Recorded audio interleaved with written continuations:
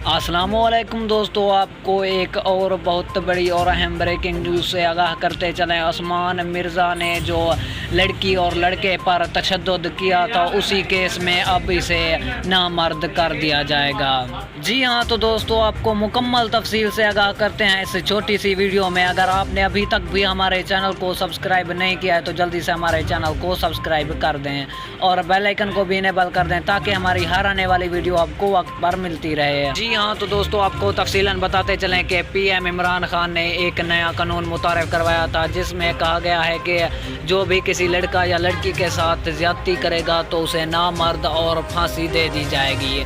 जी हाँ, तो दोस्तों अब उस्मान मिर्ज़ा को भी नामर्द किया जाएगा और उसे फांसी दे दी जाएगी। जी हाँ, तो दोस्तों अगर आपने वीडियो को अभी तक लाइक नहीं किया है तो जल्दी से लाइक कर दें। मिलते हैं दोस्तों नेक्स्ट अच्छी सी वीडियो में, तब तक के लिए अल्लाह निगहबान।